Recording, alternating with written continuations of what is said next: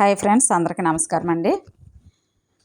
మరి మన ఛానల్ ద్వారా ఎన్నో విలువైన విషయాలు, మోటివేషనల్ స్పీకింగ్, అదేవిధంగా విద్య విజ్ఞానంతో పాటు ఇంకా ఎన్నో విషయాలు, మరి ముఖ్యంగా మహనీయుల జీవిత చరిత్రలు, ఎంతో అరుదైన వ్యక్తులు మహనీయుల జీవిత చరిత్రలో మేము వెలికి తీసి మీకు అందిస్తూ ఉన్నాం.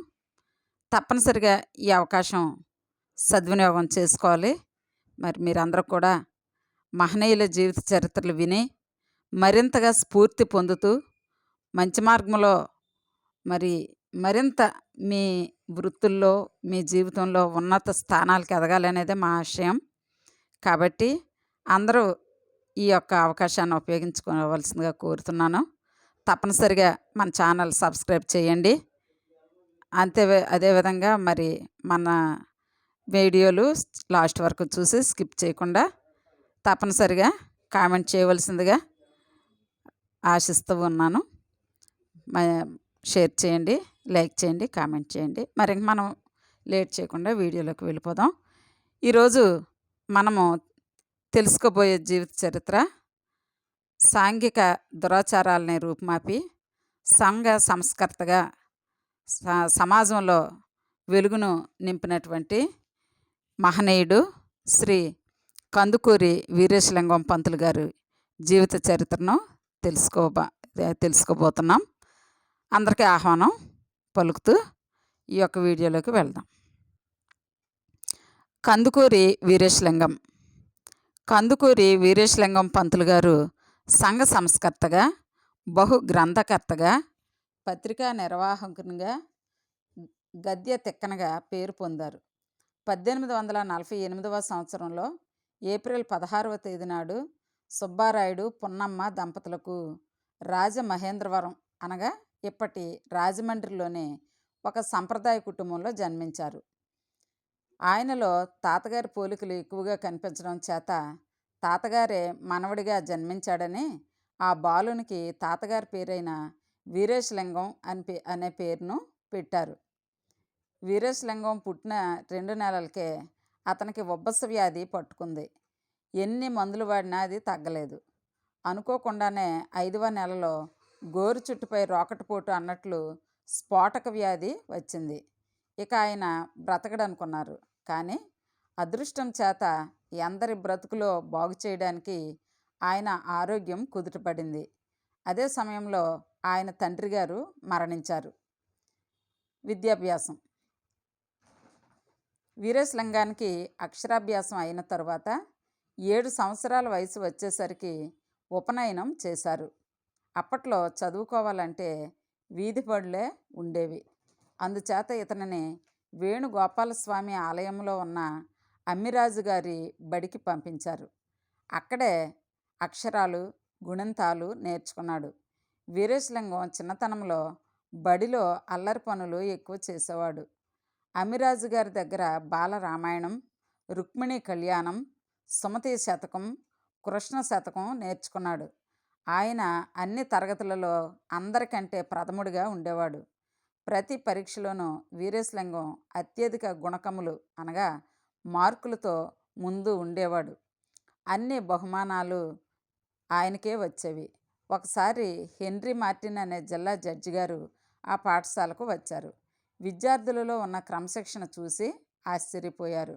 ఆ పాఠశాలలో ఉన్న మంచి విద్యార్థి ఎవరో ఒక చీటీ మీద రాసి డబ్బాలో వేయండి అని చెప్పగా సుమారు 170 మంది విద్యార్థులు వీరేశలింగం పేరు రాసి వేశారు. ఆయన వీరేశలింగాన్ని శభాష్ అని మెచ్చుకొని ఒక ఆంగ్ల నిఘంటువును బహుమానంగా ఇచ్చారు. ఉద్యోగం. వీరేశలింగం తెలుగు చదువు అంతా పూర్తయిన తరువాత ఆ చదువుతో ఉద్యోగం రాదని ఇంగ్లీష్ కూడా నేర్చుకున్నాడు. తరువాత ఆయన రెవెన్యూ కార్యాలయంలో ఒక చిన్న ఉద్యోగం సంపాదించాడు. సుమారు 2 సంవత్సరాలు రెవెన్యూ శాఖలో ఉద్యోగం చేశాడు. వీరేశలింగం కొంతకాలం న్యాయవాద వృత్తి కూడా చేపట్టాడు. 1872వ సంవత్సరంలో కోరంగి గ్రామంలో ఇంగ్లీష్ పాఠశాలలో ప్రధానోపాధ్యాయునిగా నియమితులయ్యారు. వివాహం. వీరేశలింగానికి 13 సంవత్సరాలు వచ్చేసరికి అతనికి పెళ్లి చేస్తే బాగుంటుందని తల్లి అనుకున్నది. అద్దంకి పట్టాభిరామయ్య గారి కుమార్తె అయిన బాపమ్మను ఇచ్చి వివాహం చేశారు. అప్పటికి బాపమ్మ వయసు 9 సంవత్సరాలు మాత్రమే. బొమ్మల పెళ్లిలాగా వారి వివాహం జరిగింది. చూడముచ్చటగా ఉంది.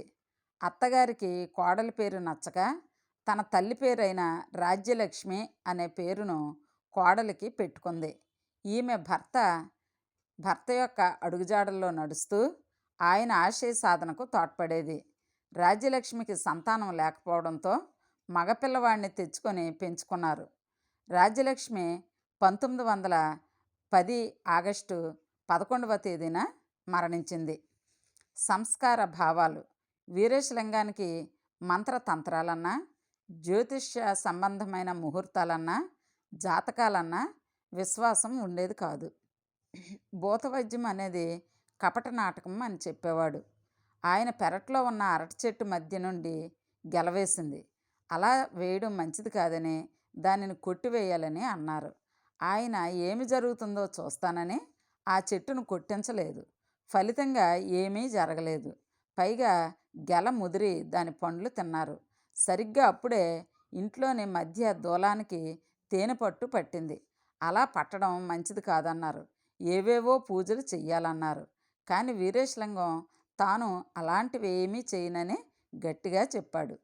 ఆయనకు 1872వ సంవత్సరంలో కోరంగి గ్రామంలో ఇంగ్లీష్ పాఠశాలలో ప్రధానోపాధ్యాయునిగా ఉద్యోగం వచ్చింది.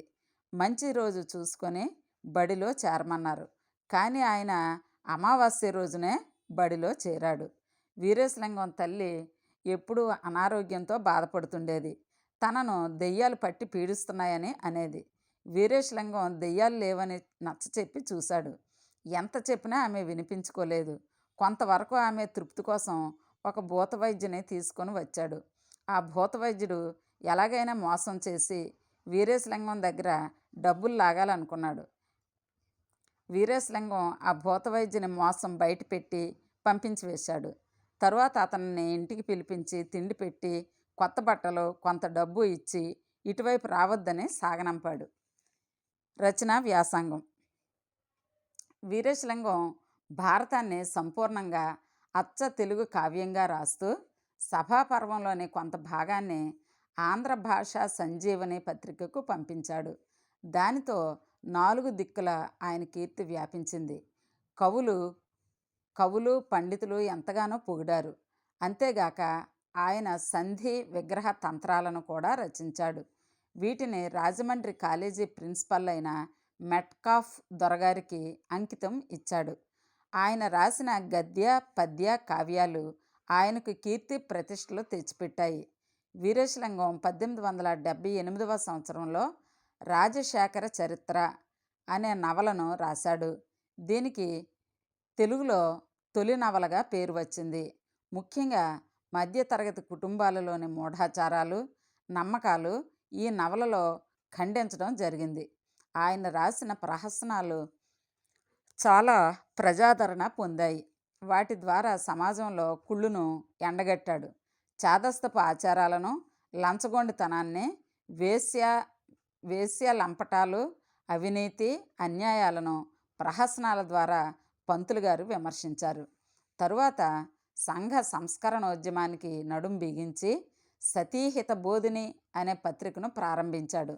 మాతృపూజ, పితృపూజ, నీతి దీపిక మొదలగు రచనలను పాడుకోవడానికి వీలుగా ఉండేటట్లు రచించాడు.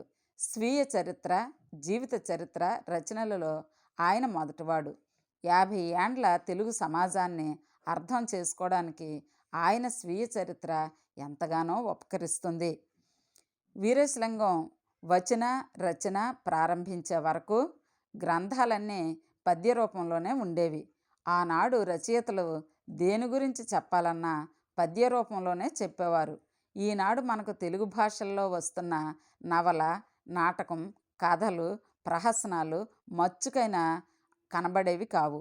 అందుకే ఆంధ్ర భారతికి కలిగిన వచనం లేని లోటును పూర్తి చేయడానికి ఆయన కంకణం కట్టుకున్నాడు. పంతులు గారు సంఘ సంస్కరణోద్యమంలో తిరుగుతూనే అర్ధరాత్రి వరకు మేల్కొని వచన రచనలను రాసి ఆంధ్రజాతికి అందించాడు. ఆయన వచన రచయితే కాదు, మహాకవి కూడా. చిన్నతనంలోనే గోపాల శతకం, మార్కండేయ శతకం అనే 2 శతకాలను రాశాడు. ఆయన రచించిన గ్రంథాల్లోకెల్లా ఆంధ్ర కవుల చరిత్ర చాలా ముఖ్యమైనది.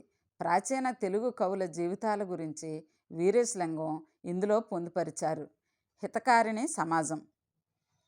తాను మరణించిన తరువాత కూడా తాను చేసే మంచి పనులు ఆగిపోకూడదని వీరేశలింగ వీరేశలింగం కోరిక.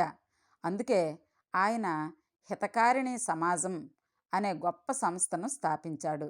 తనకున్న 50,000 ఆస్తిని ఆ సంస్థకే ఇచ్చివేశాడు. ఈ సంస్థ ద్వారా ఎంతోమందికి సహాయ సహకారాలు అందించారు. పిఠాపురంలో మహారాజా వారి సహాయంతో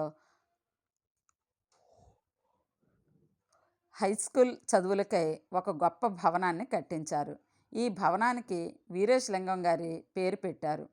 బాలురితో పాటు బాలికలు కూడా విద్య నేర్చుకున్న మొట్టమొదటి పాఠశాల ఇదే.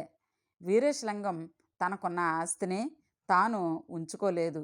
చెన్నపట్నం వద్ద ఉన్న ఇల్లును కూడా అమ్మివేసి వచ్చిన డబ్బును ఈ సమాజానికే ఖర్చు చేశారు. 1919 సంవత్సరం మే నెలలో 27వ తేదీన రాజమహేంద్రవరంలోని ఆనందాశ్రమంలో వీరేశలింగం తుదిశ్వాస విడిచారు. పురస్కారాలు, బహుమతులు. వీరేశలింగం ఒక వ్యక్తి కాదు, ఒక శక్తి. ఆయన అన్ని రంగాల్లోనూ ప్రతిభాశాలిగా పేరు పొందారు.